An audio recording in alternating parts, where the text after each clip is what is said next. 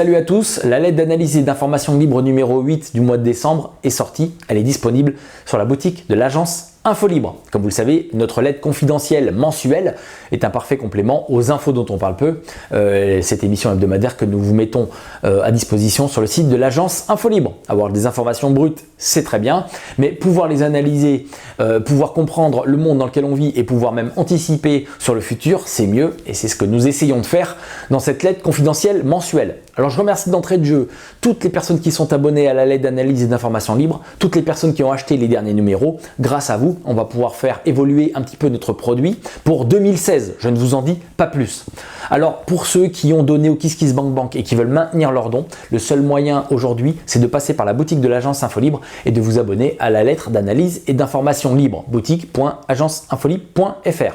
Alors comme vous avez vu, le 13 novembre dernier, l'actualité a été bouleversée par les attentats de Paris et bien évidemment, tout le monde à la lettre d'analyse et d'information libre, tout le monde s'est mis au diapason pour essayer de décortiquer cet événement et de vous l'expliquer. C'est ce que nous allons vous donner dans ce numéro 8 dont je vais vous donner immédiatement le sommaire. Au sommaire de ce numéro, dans l'édito s'intitule « Paris, à qui profite le crime ?» Nous revenons bien évidemment sur les attentats du 13 novembre dernier à Paris.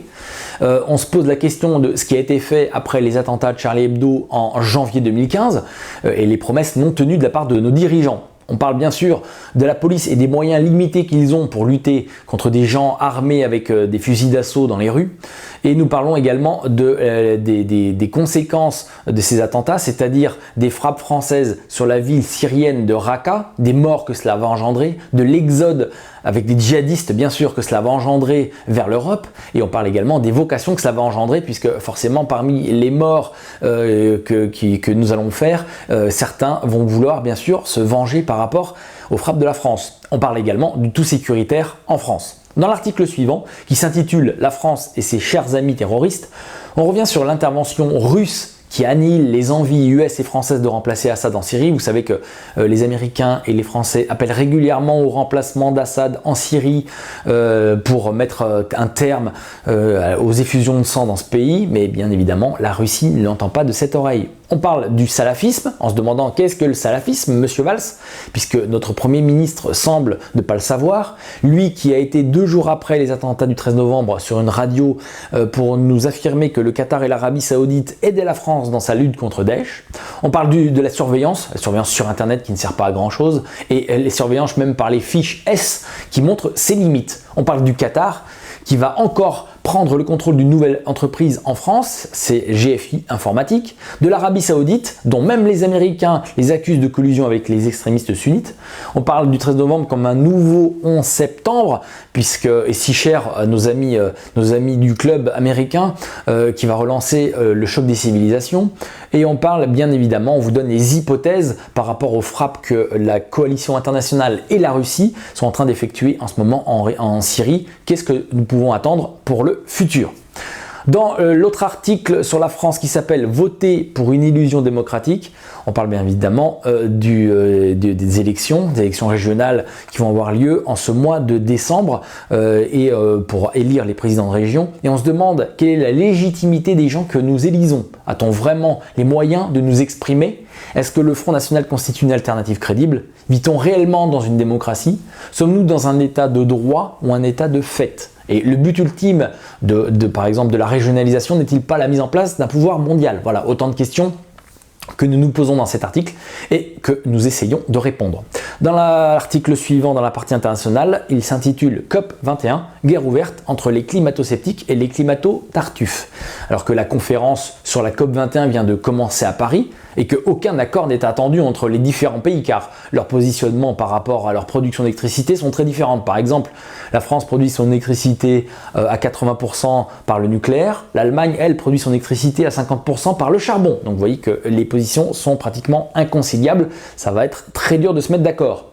Alors on en profite également pour reparler de cette histoire de réchauffement climatique. Peut-on vraiment parler de réchauffement global? On parle également du GIEC, de cette organisation intergouvernementale qui fait la pluie et le beau temps en ce qui concerne le climat mondial. Est-ce que cette organisation est crédible? Et on se pose également la question de savoir pourquoi nous sommes passés de conférences sur l'état de la planète et la pollution à des conférences sur le réchauffement climatique. Bien que nous abordons le thème également des plus gros pollueurs de la planète qui se place aujourd'hui en société tournée à fond vers l'écologie, de manière bien sûr à récupérer les quelques taxes mondiales qu'on veut nous imposer bien sûr. Hein. Tout est bien planifié. Voilà. Nous préparons également sur le sujet un à la loupe sur la COP21 qui sera mise en ligne très prochainement sur le site de l'agence Infolibre.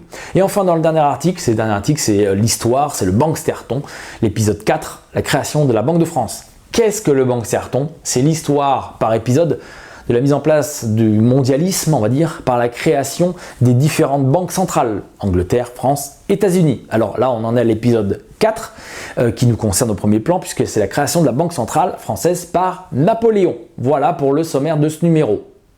Je vous rappelle qu'en ce mois de décembre jusqu'à fin décembre, nous faisons une promotion sur la lettre d'analyse et d'information libre. Le numéro est à 7 €, l'abonnement 3 mois est à 20 € et l'abonnement d'un an est à 77 €.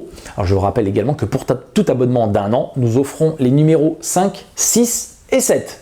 Les numéros 1, 2, 3, 4, je vous rappelle, sont gratuits et sont sur le site de l'agence Infolibre. Il y a également l'abonnement de soutien à 120 € pour ceux qui veulent soutenir encore plus l'agence Infolibre.